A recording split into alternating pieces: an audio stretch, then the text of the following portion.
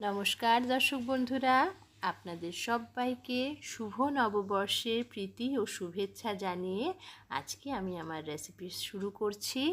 আশা করি আপনারা সঙ্গে থাকবেন। তো চলুন শুরু করা যাক আজকের রেসিপি। জালিদার লচ্ছা পরোটা আর চিকেন দম কষা। এই চিকেন কষাটা বানানোর জন্য আমি এখানে কিছু ছোট ছোট আলু সেদ্ধ করে নিয়েছি, একটু চিকেন নিয়েছি ছোট ছোট কিউব করে, আর এখানে পেঁয়াজ রসুন আদা লঙ্কা নিয়েছি, হাফ পেঁয়াজ কুচো করে কেটে নিয়েছি, হাফ পেঁয়াজ এরকম লম্বা লম্বা করে কেটে নিয়েছি, টমেটো নিয়েছি আর আদা রসুনকে ক্রাশ করে নিয়েছি। প্রথমেই আমি এই আলুগুলোকে এরম ভাবে একটু কাট লাগিয়ে নেব।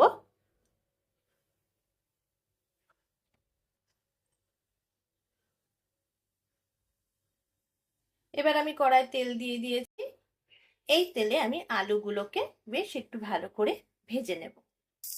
আলুগুলো যখন এই অবস্থায় ভাজা হয়ে যাবে তখন আমার চিকেনের পিসগুলোকে এগুলোকে ভাজতে দেবো।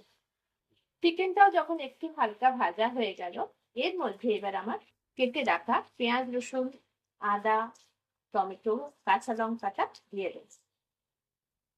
সব দিয়ে দেওয়ার পর এইটাকে একটুখানি কষার জন্য রাখবো। এর মধ্যে অবশ্যই মেশাবো পরিমাণ মতো হলুদ আর নুন।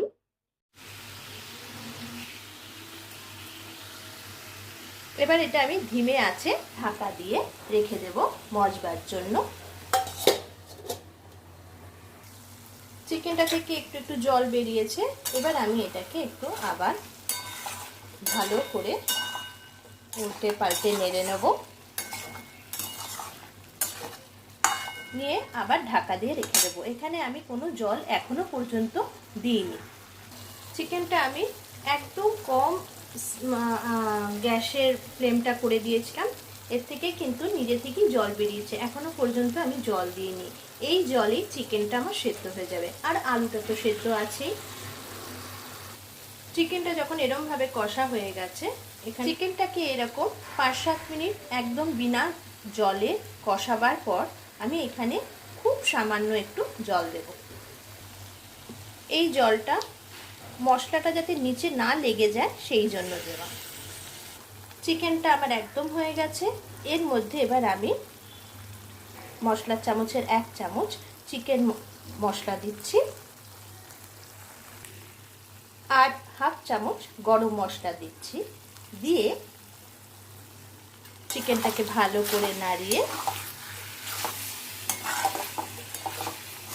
একটু ঢাকা দিয়ে রেখে দেবো। আমার চিকেন রান্নাটা একদম কমপ্লিট হয়ে গেছে।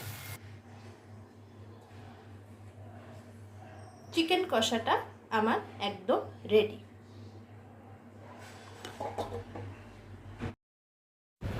এবার নুন তেল দিয়ে ময়দাটা ভালো করে নরম করে মেখে নেব। আমার ময়দাটা একদম মাখা হয়ে গেছে।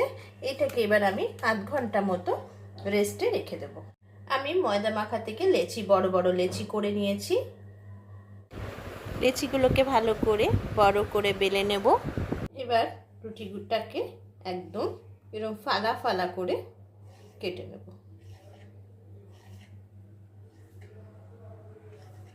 একদম এ মাথা থেকে ও মাথা ফালা ফালা করে কেটে নেব।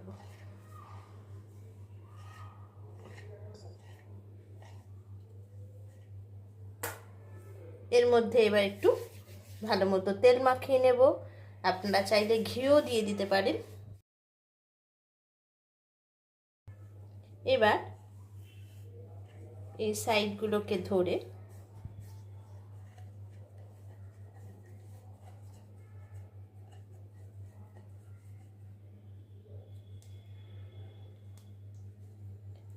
এরকম করে মুড়িয়ে রেখে দেব। সবকটা আমার লেচি তৈরি করা হয়ে গেছে। এবার আমি লেচিগুলোকে বেলে নেব।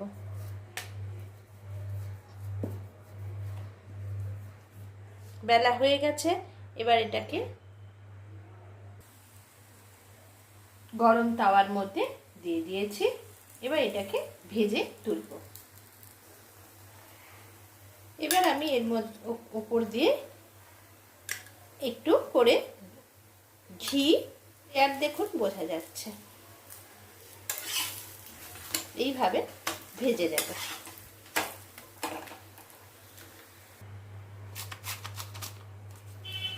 পরোটার প্রত্যেকটা লেয়ার কেমন বোঝা যাচ্ছে দেখুন।